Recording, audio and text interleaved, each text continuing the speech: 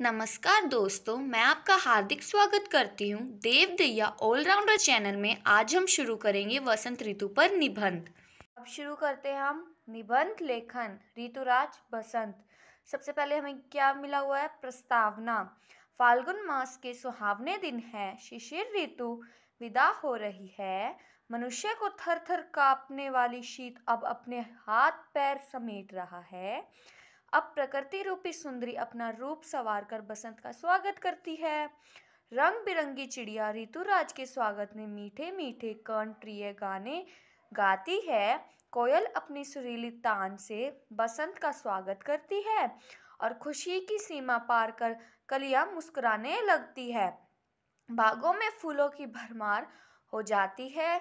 भरमर आता है और उन फूलों को चूस कर उड़ जाता है। अब क्या मिला हुआ हमें? बसंत और प्रकृति। वो तो था हमारा प्रस्तावना। अब हमें मिला हुआ है बसंत और प्रकृति के बारे में। इस ऋतु में प्रकृति का सौंदर्य बड़ा ही निखरा हुआ जा पड़ता है। नायक बसंत ने प्रकृति की नायिका को बसंती साड़ी पहनाई है।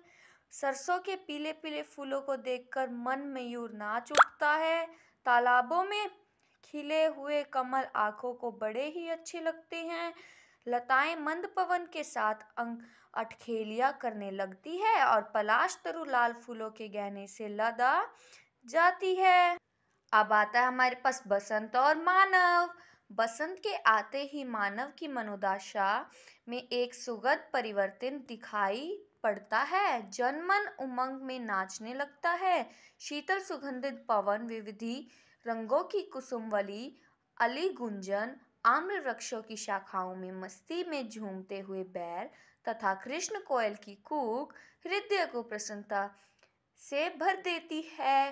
हृदय से प्रेम की निर्मल अपरिमित धारा फूट पड़ती है और चारों ओर आनंद की अनुभूति होती है। ये तो था हमारा बसंत और मानव के बारे में। अब आता है बसंत और पर्व। क्या आता है? बसंत के पर्व।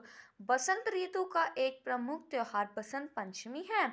सामान्यतः बसंत का आगमन इसी दिन से माना जाता है। भारत के विभिन्न प्रांतों में यह त्योहार अलग अलग नामों व रीतियों से मनाया जाता है।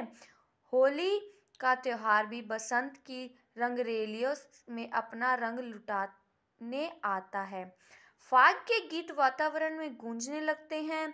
फागुन का उत्सव बड़ी धूमधाम से मनाया जाता है और चारों ओर गुलाल की वर्षा होती है। पिचकारियां रंग के फुहारे छोड़ती है।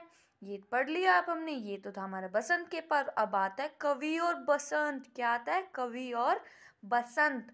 कवि और बसंत का सहज मेल है। क्या है? सहज मेल। कवि सौंदर्य का सच्चा पुजारी है और बसंत सौंदर्य की सृष्टि करता है। अतः कवि की लेखनी प्रकृति के रमणीय प्रमाण में थिरक और नाचकर अपने दिल के अरमान मिटाती है। क्या करती है? मिटाती है अरमानों को। वो तो था कवि और बसंत। अब ये आ गया हमारा उपसंहार। क्या आ गया? उपसंहार।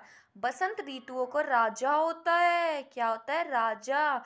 इस समय प्रकृति सुंदरी अपना सर्वोत्कृष्ट रूप धारण करती है। सभी प्राणी आनंद सागर की तरंगों के बीच डूबते उतराते हैं। नव आभा, नव स्फूर्ति, नव जीवन का दाता है बसंत। क्या है? किस चीज का दाता है? नव आभा, नव स्फूर्ति, नव जीवन का दाता है बसंत। इस समय तो चारों ओर आनंद का एक सागर सा उमड़ पड़ता है। क्या पड़ता है? उमड़ पड़ता है। धन्यवाद मेरी वीडियो देखने के लिए। अगर आपको मेरी वीडियो अच्छी लगी हो तो प्लीज़ आप लाइक, शेयर एंड कमेंट ज़रूर करना और सब्सक्राइब भी ज़रूर करना।